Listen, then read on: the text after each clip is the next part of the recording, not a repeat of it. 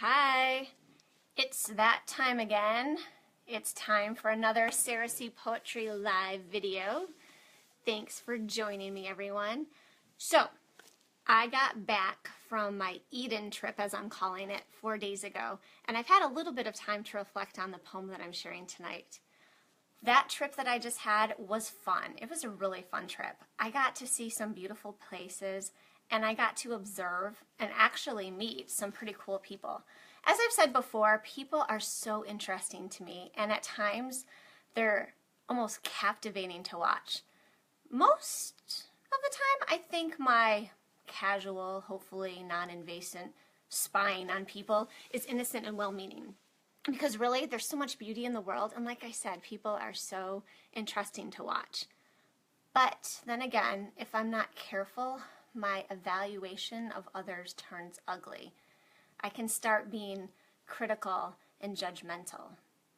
So, unfortunately, I caught myself doing that at the beach. I think it's a relevant example to use because I'm sure most all of us had done this at times. In Puerto Rico, there are some truly gorgeous people right there in front of me at the beach in all their bathing suit glory. Golden, tan, bronze, dark skin, unlike mine. Long, thick, wavy hair, sculpted bodies. It's like you try not to look, but then it's so admirable you just can't help yourself. And of course, at the beach, you have people who are the opposite too. You have people that make you feel a little bit better about yourself, like, oh look, that young girl has a belly flap just like me, but I bet she didn't have 4 kids. Yeah, I realized later, this is kind of a silly thing, but I realized later that I'm also critical of people who are sunburned. For example, I was just watching this guy, and I noticed he had really red, splotchy skin, and he was standing there spraying the sunscreen into the wind. And I was thinking to myself, okay, this makes perfect sense why this guy is so red. Not one drop is hitting his skin. I'm sure I rolled my eyes and thought the word dumb, at least in my head. It made me feel a little bit smug when I carefully sprayed sunscreen into my hand and began to apply an extra thick layer. This is how you do it, buddy. Watch and learn from the pro. Of course, I didn't say that out loud, but I'm sure I thought something pretty close to that, along with a cool-looking smirk in my head. 'Cause really, though, only people who don't care and novices get sunburned, right? Okay, do I really have to say what happened to me just a few hours after I thought that? I mean, seriously, guys, I can't believe it happened myself. I admit I did do a few things wrong. I only used the spray sunscreen, and I didn't apply it before I went out. But I did use it like 4 or 5 times that morning. I did spray it in the correct direction and mostly put it on my hand and rubbed it in, and I got all the tricky spots. Okay, obviously I'm procrastinating admitting the truth, and I know it. But yes, I got sunburned. And sunburn, if done correctly, like this pro did, it's not pretty. It's red and splotchy and achy. It really stings. Pink is not sexy. It's ouchy. Being sunburned also meant that I had to stay away from my good friend the sun, who suddenly became my enemy. It was very humbling, and it was a good reminder of how critical I could be. The poem this week, as you can see, is called Judgmental Eyes. I think a lot of us don't mean to be critical. Certainly not judgmental. That's a phrase that we reserve for mean people and bigots. We know how it feels to be criticized, and we don't want others to have that same feeling. I mean, I stopped piano lessons at a fairly young age, partially because I hated that feeling of being judged at competitions. And we all know people, even family members, who say things like they are, even if, especially if, they don't need to be said.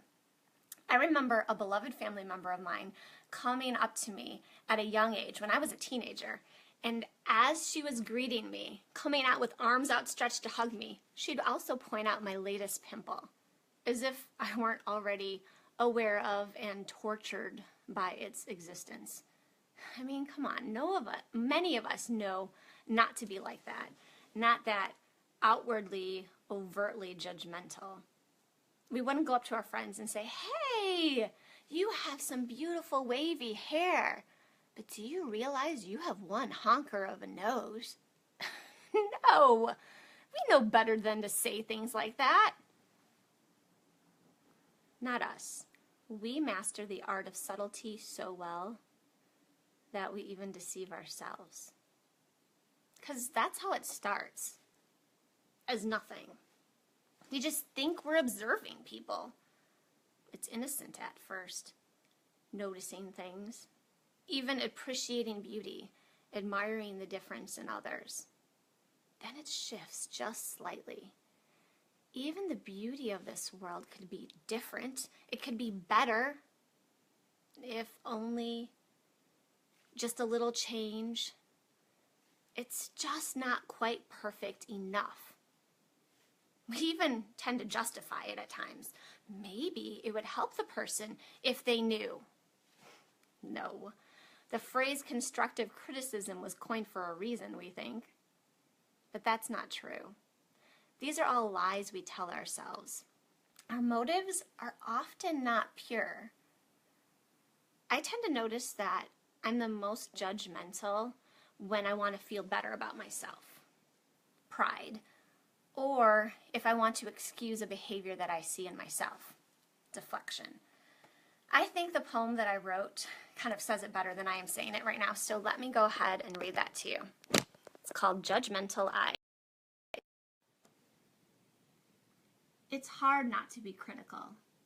Almost everything I see can be better, or be improved, be better.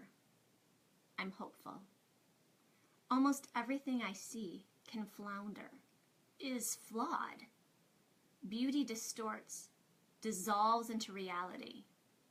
In its shadows, I see potential, possibility, pulling my heart towards you, towards perfection.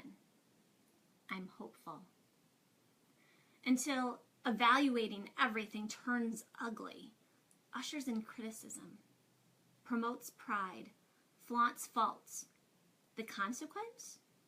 Competition, condemnation. Justifying why? Productive. Justifying how? Constructive. Ultimately, deflecting focus off of myself, my faults, my failures. Maybe if I'm too busy being offended, I won't have time to really look at myself. I'm hopeful.